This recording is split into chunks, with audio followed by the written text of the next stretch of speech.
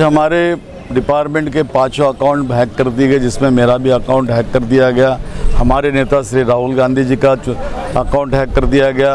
Congress party का account hack कर दिया गया। यह जो प्रकार है, मैं समझता हूँ कि कहीं तो भी मोदी जी की सरकार हम लोगों से डर गई है। अगर वे डरती नहीं तो 13 तारीख तक के संसद चलती थी और संसद को ये बंद नहीं करते थे, स्थगित नहीं करते थे, लेकिन इन्होंने स्थगित किया।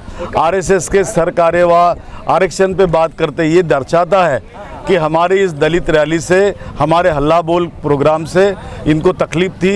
ये डर गए पूरी तरीके से, और इनका डर बताता है कि आज इस देश में इनकी ज़मीन खिसकते जा रही है, इनका वोट बैंक खिसकते जा रहा है।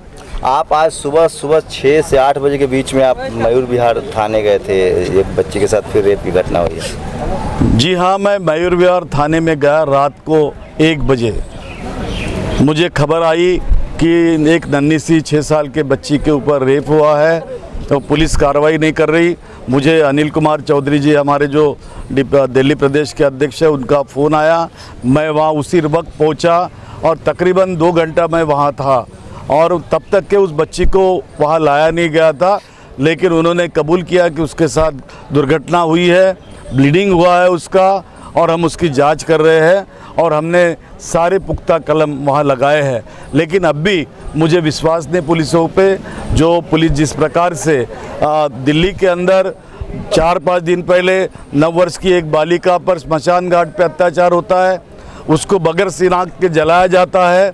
वहाँ सीसीटीवी कैमराज में जो फुटेज थे वो कैमरा निकाल के ले जाया जाता है।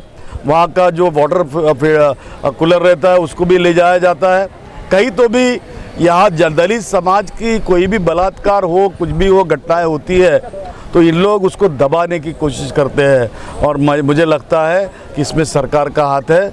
हम सरकार का निषेध करते हैं। सर, क्या कहेंगे, जो जैसे ऊना की घटना थी उसको लेकर मैसिव प्रोटेस्ट हुआ था, चाहे रोहित वेमुला हो, चाहे पायल तटवी हो या दिल्ली कैंट हो, जो ट्रायल प्रोसेस है, सज़ा नहीं हो पाती आरोपियों को, वो छूट जाते हैं। जैसे खैरलान जी का मामला था जिसमें उसमें जिस तरह से कोर्ट के वर्जन आए थे, तो ये एक बड़ा इशू है कि अगर कोई शोषित वंचित समाज से है तो उसको फास्ट ट्रैक कोर्ट भी नहीं मिल पाता है, और मामला जब तक मुद्दा चर्चा में है तब तक ठीक है, लेकिन सज़ा, जैसे ऊना मामले में अभी तक सज़ा की बात पता नहीं चल रही है, हाथरस मामले में अब तक सज़ा नहीं हो पाई। आपकी सरकार पॉक्सो एक्ट लाई थी, रेप के खिलाफ सख्त कानून लाई थी, लेकिन अगर SC/ST का मामला हो तो सज़ा नहीं मिल पाती है। सर देखिए, जहाँ खैरलान जी का विषय आपने निकाला, खैरलान जी के पूरे मामले का शिनाख्त मैंने किया था, उसका नेतृत्व मैंने किया था। जो गुनहगार थे सबको अरेस्ट करवाया था, उनको फांसी की सज़ा दिलवाई थी, वो मैं ही था, दूसरा कोई नहीं था। लेकिन उन्नाव की घटना और बाकी जो घटनाएं हुई, मैं ये पूछना चाहता हूँ कि हाथरस की घटना में वो माँ और वो बाप को, उनकी बेटी का शव भी दिखाया नहीं जाता, उसको जलाया जाता, उस माँ पर और बाप पर क्या गुजरती होंगी। यह जो 9 साल की बालिका को स्मशान घाट में जलाया गया, जब माँ को मालूम पड़ता है तो माँ जाती है, दौड़ती है, लकड़ियाँ हटाती है, तो उसके हाथ में बेटी का पैर आता है।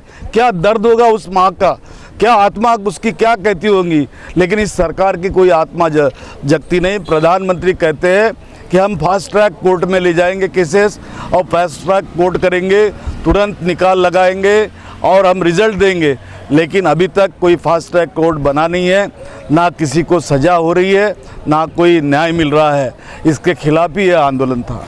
निर्भया मामले में राहुल गांधी आपकी सरकार थी, राहुल जी ने बहुत मदद की थी, उनके परिवार को भी मदद की, उनके पायलट बने बच्चे। जो दिल्ली कैंट वाला मामला है, इसमें भी आप लोग कुछ कंपनसेट कर रहे हैं, आपकी सरकार भले ना हो फिर भी उसके बाद? देखिए, जहाँ तक मदद का सवाल है, कांग्रेस पार्टी, हमारे नेता श्री राहुल गांधी जी, हमारी नेता श्रीमती प्रियंका गांधी वडेरा जी, ये तमाम लोग, हम लोग कंट्रीब्यूट करके हम मदद करते और मदद करते रहेंगे, क्योंकि हमारा धर्म है। कांग्रेस पार्टी अपना धर्म समझती है उसको मदद करना, गरीबों की सहायता करना, जो भी जिनके ऊपर अन्याय होता है, अत्याचार होता है, वो पीड़ित लोगों को मदद करना, और वो हम करेंगे और करते रहेंगे। लेकिन एक बात मैं कान खोल के बता दूं इस सरकार को कि हमारे नेता श्री राहुल गांधी जी ने कहा, डरो मत, और हम नहीं डरते किसी से और ना डरने वाले हम किसी से। हम मुकाबला करेंगे और मुकाबला करते रहेंगे इस सरकार की ईंट से ईंट बजा कर। आखिरी सवाल सर, आप नागपुर से आते हैं, महाराष्ट्र सरकार में मंत्री भी हैं, जिस तरह से बैरिकेडिंग हो रही है और आरएसएस की, क्या आपको लगता है कल जिस तरह से संसद में हुआ, आप बार बार कह रहे हैं कि मनुवाद मनुवाद मनुवाद, क्या आपको लगता है कि नया संसद होगा तो नया संविधान आएगा? क्योंकि आप नागपुर में रहते भी हैं, मंत्री भी हैं महाराष्ट्र में और आरएसएस को आपने करीब से देखा भी है, तो लोग अटकल लगा रहे हैं कि अब बाबा साहब का संविधान खत्म होगा और राष्ट्रपति दलित होंगे जो उस पर दस्तखत करेंगे, संसद भवन नया होगा, प्रधानमंत्री का घर नया होगा और नया संविधान आएगा। कल जिस प्रकार से राज्यसभा में घटना हुई कि वहाँ सांसदों पर हाथ उठाया गया, सांसदों को बोलने से रोका गया, इसके पहले भी किसानों का बिल आया, मजदूरों का बिल आया, उस समय भी सांसदों को बोलने नहीं दिया गया और उस बिल को मंजूरी दी गई। एक प्रकार से संविधान बदलाने की प्रक्रिया यहाँ जारी है। कहीं पर भी इन्होंने हुकुम शाह करके तो दिखाया नहीं, लेकिन हुकुम शाह बनकर ये लोग काम कर रहे हैं। इमरजेंसी भले दिखती नहीं, लेकिन इमरजेंसी लगाई जा रही है। लोगों की आवाज़ों को दबाया जा रहा है, लोगों की आवाज़ों को कुचलाया जा रहा है। लेकिन यह ढोंग जो है ये बहुत दिन तक के नहीं चलता और ना चलने वाला है। इस देश ने कई इतिहास कायम किए हैं, कई इतिहास बनाए हैं। एक और इतिहास बनने जा रहा है कि कांग्रेस की सरकार वापस आएंगी और राहुल गांधी जी के नेतृत्व में आएगी।